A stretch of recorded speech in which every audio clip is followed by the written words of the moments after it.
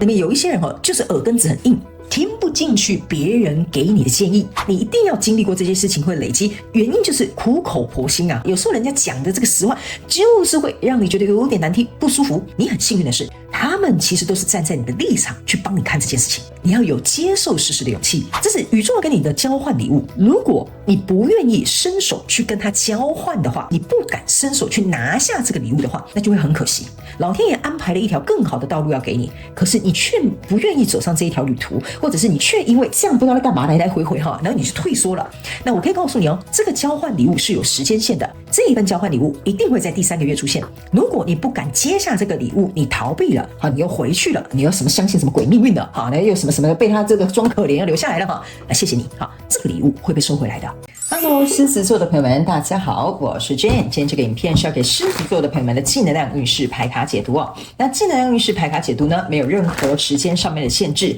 所以呢，如果你不是在我们首播的时候看到这一则影片的话呢，我会建议你以当下的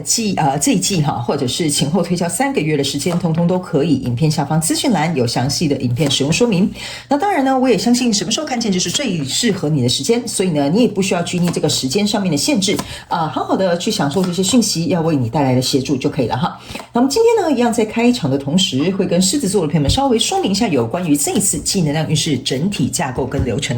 首先呢，这个正能量运势牌卡解读，我们有分为上下半场。那上半场的部分就是大家看到我现在正在洗牌的地方那这个部分呢，我们会分为3个面向。第一是先来告诉大家有关于各个月份能量场的一些轮廓 OK。那接下来呢，我们会来跟大家分享有关于在哪个方面呢，或者是在哪些面向你可能会在这一季感到有点内耗。接着呢，我们会来看，如果这一季呢要让事情转动更加顺利的话呢，那你内在力量需要具备哪些点，好不好？OK 好，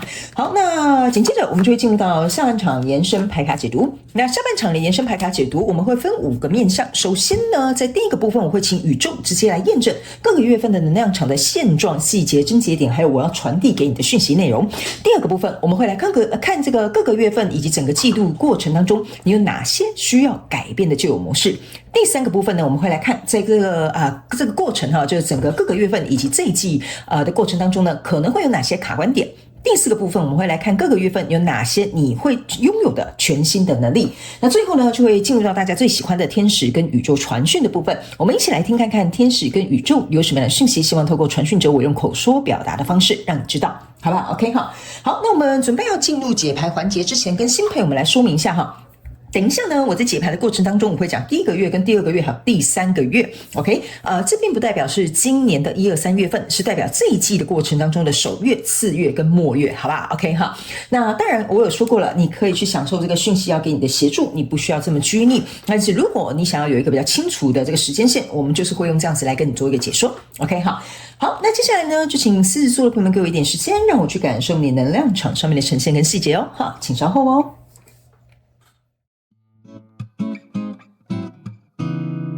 Hello， 大家好，我是Jane，非常感谢所有愿意在影片下方留言反馈以及按赞分享的观众朋友们，因为有你们的支持，才会有我的存在。所以如果呢，你还想要收听更多不同多元丰富的精彩内容，请你一起来收听我的主题广播节目，以及订阅我的电子报，就会收到最新的第一手消息。那如果呢，你还有其他的问题，也欢迎你点开影片下方的资讯栏，就可以找到所需要的答案。接下来就让我们一起来收看今天精彩的影片内容吧。OK， 行，我个人会感觉呢，狮子座的朋友们在这个季度的过程当中蛮考验，就是说，应该是说呢，你会领悟到一件事情，就是虽然有些事情可能很重要，或者是比如说它可能有相对应的责任存在，但是你会觉得你自己的内心快不快乐，可能才是最重要的事情。OK， 我不知道为什么这个能量场有一个这样子的主轴，但是呢，我们一起来看各个月份的一些轮廓，你可能会对于这个状况比较了解一点，好吗？首先呢，在这个一季的第1个月份呢，你抽到的是钱币5跟权杖2。以及这个是钱币骑士 ，OK 哈。那这三张牌卡呢，在你的第一个月份的能量场哈，我个人会有一种感觉，就是在第一个月份呢，应该你会有一个交手的相关状况人数。那这边呢，我跟新来的朋友们解释一下，我们在进入解牌环节哈。来到我的频道呢，我们的这个任何的解牌都没有任何主题，你可以套用在你目前交手的相关状况人数、世界梦想或目标，甚至是创业跟关系或者是项目当中都可以 ，OK， 角色可以互换。OK 哈，好来，但呢，这个钱币5呢，加上这个钱币骑士，象征的是钱币6，所以呢，我个人会感觉呢，在跟你交手的这个人数或这个状况呢，其实它是有一点点是不公平，或者是甚至会让你感觉哈，你内在可能会有个感觉是被忽略的，甚至呢，有些时候我觉得你在某部分会感觉到你好像被剥夺。OK 哈，所以呢，这个跟你交手的相关状况人数呢，还有另外一个感受在里面，就是说呢，它会让你有一种。我可能很想选择离开，比如说这个公司可能没有给你适合的待遇，但你可能想要离开，可是呢，你又会觉得说离开好像有点危险。OK 哈，你对于这个可能要离开，或者是不愿意再付出，或者是拒绝接受这样的东西呢，其实你心里是有恐惧，或者是有挂碍，或者是你可能有什么其他的考量，所以导致于呢，你可能暂时还会委屈自己，或者是告诉自己说没关系，我先撑过去这一段时间哈。所以呢，这个合作，这个跟你交手的人数呢，我觉得它在第一个月份它还是会存在，但是呢，你心里的这些想法会有点像我刚刚描述的那样。然后呢，我觉得某部分极小部分的狮子座朋友们哈，这个跟你交手的这个人数呢，我不知道为什么哈，这应该只占少数5到10%左右的狮子座朋友们哈，你们某部分的人是很害怕这个交手的人事物很奇怪哈，就比如说假设好了，这个主管可能可以掌握你的生杀大权，他可能可以 fire 掉你哈，或什么之类的 fire 你之类的哈，然后或者是比如说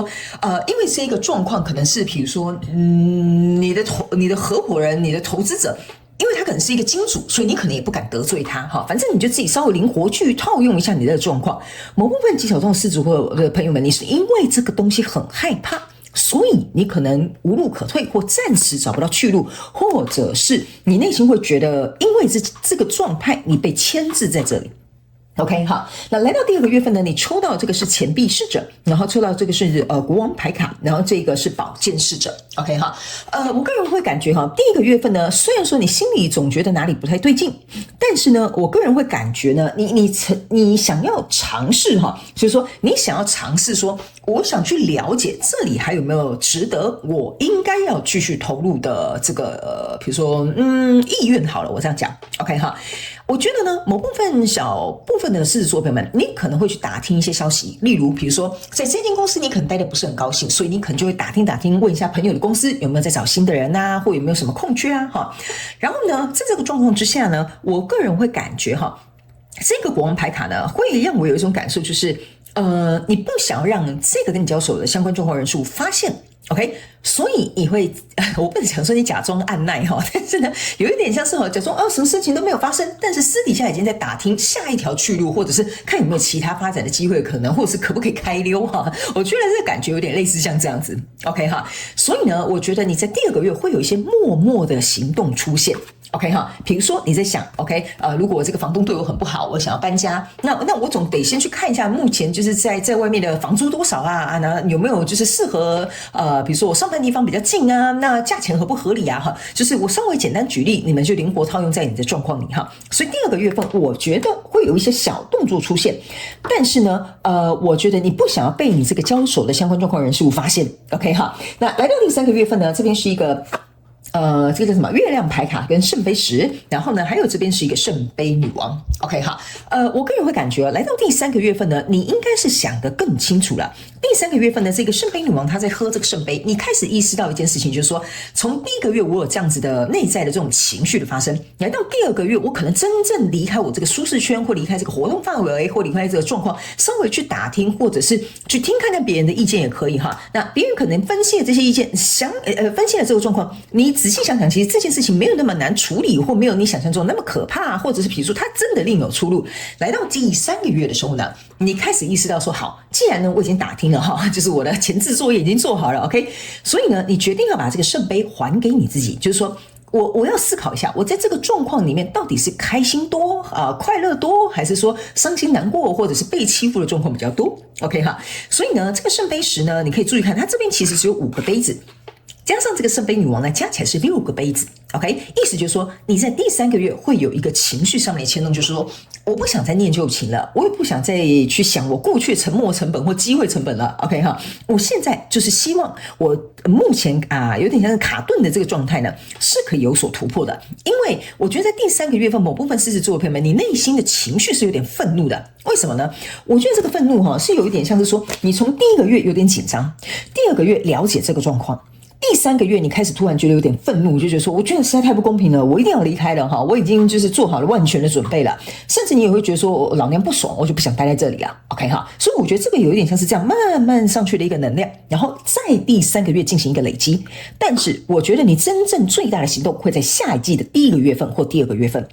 因为我觉得狮子座的朋友们，你在做这个改变跟转折的时候，我觉得某部分的人你会有点来来回回的犹豫。OK 哈，我不知道为什么这里有一个能量场是会来来回回犹豫，但你不用担心，我们在下半场延伸牌卡解读会做更详细的说明，甚至会去看看到底是有什么样的事件或症结点或状况会发生，好吧 ？OK 哈，那我们接下来看第2个部分，在上半场第2个部分，我们来看你在哪些状况或者是在哪些面向可能会去感到内耗。好了 ，OK 哈。首先呢，这3张牌哈，你看吧，我就跟你讲了，这就是警戒跟恐惧。我就是觉得很奇怪，你们某部分人就是好像很害怕这个人是我不知道为什么哈。当然，如果对应到你，欢迎你在这个影片下方留言跟我分享一下 ，OK？ 就是因为这个警戒跟恐惧哈，你要去想啊，这个是很耗你的精力的。OK， 所以呢，我觉得在这个状况当中呢，你看到这个人有点紧张，好像躲在这个树后面，好像被发现，怕被发现，这就有点像是第2个月你开始去打听，去听看看别人意见，或者是想办法看有没有其他出路的时候，你就是会在一个很警戒、很恐惧的一个状态。所以呢，我个人会感觉哈，你在小心翼翼不被发现这一块呢，在这一季是非常非常内耗你心理的状态之外呢，来到这里呢，还有一个作伴跟分心以及这个坚持跟苦撑，这个都是我刚刚跟你讲的。你看哦，我刚刚这个牌是没有翻过来。但是我就是会感觉你好像就是硬盯在那边，我再撑一下，我再忍耐一下哈，我再想一下这样子哈，这个就是这个状况 ，OK。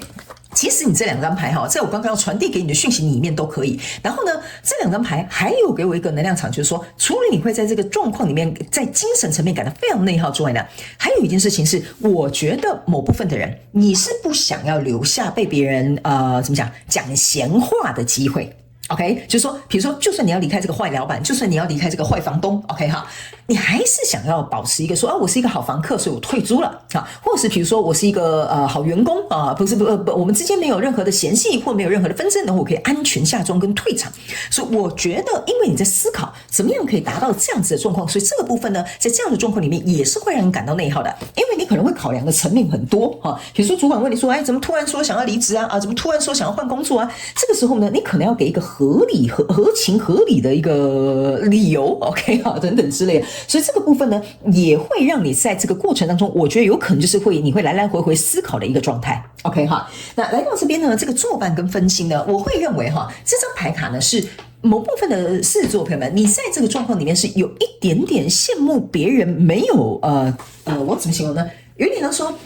有一点点羡慕呢，就是别人都没有遇到跟你这样类似的状况，比如说你去跟你的朋友在第2个月份打听，你们公司的制度是这样吗？老板就是这样子管人吗？你们公司的这种福利怎么样啊？你可能去打听了之后，才发现说原来呢，我可能受到不公平的待遇或对待，或者是管理方式。所以这个东西呢，让你在分心的过程当中呢，这个什么叫分心啊？就是说那我现在这怎么办啊？你看人家那么好我现在这只有这样子你看人家他们老板都怎么样所以这个分心的状态也会让你在比较，或者是在这种想办法要去得到这些讯息、消息跟出路的过程当中你的情绪会起起伏伏的，然后会有点我不能讲心痒难耐但是会有一种很影响你的专注力，很影响你在这件事情上面的判断能力因为当我们分心，当我们紧张，当我们焦虑的时候你又要必须在专注在这件事情上面要怎么样处理的时候，你会感觉到很内耗的，因为你就会变成是很发散性的想法，然后这个要考虑，那个要考量，这个要顾虑，这要怎么样 OK 哈，所以这个部分都有可能会影响到你非常内耗的状态。那接下来我们来看，如果这些事情在这一季要开始顺利的转动，你内在力量需要拥有哪一些，好不好哈？那我先跟新来的朋友们讲一下哈，我不会按照这个牌阵跟牌意，即使这些牌卡是什么样的牌卡呢，我也都不会按照那个状况去说明，我会按照这个能量场要呈现给你的去做一个翻译 ，OK 哈？我个人会感觉哦，在这一季的过程当中，如果你希望这个状况可以顺利的运转，第一个你要具备了内在的力量的意思就是说呢，不要让你的情绪控制了你 ，OK 哈？所以呢，你要能够有控管你，就是 regulate， 就是去，我不知道这要怎么翻译呢，就是说对，就有点像是情绪控管啊，就是说，当你这个情绪上来哈，不管是好的、坏的，或者是兴奋的，或者是紧张的，或焦虑的哈，你要如何去控管它？ OK， 这个是会让你回到一个稳定的中心。为什么这张牌卡呢？给我有一种感觉，就是说，比如说你去打听了，人家真的刚好有一个职缺，哈，你也觉得说算了，这个老板对我又没有多好，那我想要转移一个方向。OK， 这个时候呢，你脑袋就会去想，我要怎么样提离职，我要怎么样顺利跳槽，我时间要怎么样安排，我要怎么样就是安全下庄哈。你如果能够控制你的这个情绪，你如果有这股内在力量的话呢，其实在这个状况上面，你会变成是很清晰明了，知道怎么去处理它，然后不会被这个状况跟情绪所就是去影响哈。那另外这一张牌卡呢是要告诉你一件事情，就是说呢，这是一只羽毛哈，它没有跟某部分的狮子座的朋友们讲，如果你是相信天使的话呢，你可以去想一下，你在这个寻找这些资讯啊，或者是想办法要处理这个状况啊，他们说你可以挑战他们，请他们给你一只羽毛 ，OK， 比如说我是不是应该换工作啊？白色的羽毛哈，如果不是要换工作，给我黑色的羽毛哈。比如说我就简单举例，他们说呢，你可以去挑战他们，给你一个指引哈，这是第一个讯息。好，那接下来我们要回到，如果要让这件事情可以顺利转动的内在力量是什么呢？他们有告诉你哈，就是说你必须要去想这一件事情。OK 哈，可能哈，你目前看起来很糟糕哈，或者是比如说在一段很烂的关系里面 ，OK 哈，他们要我提醒你，就是说你要让这件事情顺利转动的内在力量，就是说你要能够去看到这个状况里面曾经为你带来好处哈，还有一个就是说当初你为什么会选择这个人事物。OK， 他们说呢，当你能够去厘清这个来龙去脉之后，并且看到这件事情对你带来什么帮助的时候呢，这件事情你就会有这个足够的内在力量，能够去转动它。好吧 ，OK 哈，好，那呢，我觉得这个有点像是一个轮廓，先稍微让你知道一下这一季会发生什么样的状况。接下来我们就要进入到下半场的延伸牌卡解读。那我们在下半场的延伸牌卡解读呢，我们分为5个面向。第一个部分呢，我会先用宇宙验证牌卡，请宇宙来验证在各个月份的能量场的一些细节、症结点，还有可能会发生的事件。第二个部分，我们会来看看各个月份有哪些需要改变的旧有模式，以及各个月份过程当中你可能会遇到哪些卡关的点。第4个部分，我们会看各个月份你会拥有全新的什么样的能力 ，OK？ 最后我们会进入到大家最喜欢的天使跟宇宙传讯，好不好？所以呢，如果你也想要加入我们下半场延伸牌卡解读的狮子座的朋友们，欢迎你一起来参加。那下半场延伸牌卡解读的连结就在我们这支影片下方的资讯栏的第1行，你一定可以很轻松找得到它 ，OK 哈？所以欢迎你们以行动来支持我们的频道。那以上上半场讯息，希望提供给狮子座的朋友们做一个参考，也非常感谢你来收看我的影片，也希望你会喜欢。那我们就下半场延伸牌卡解读见喽，拜拜。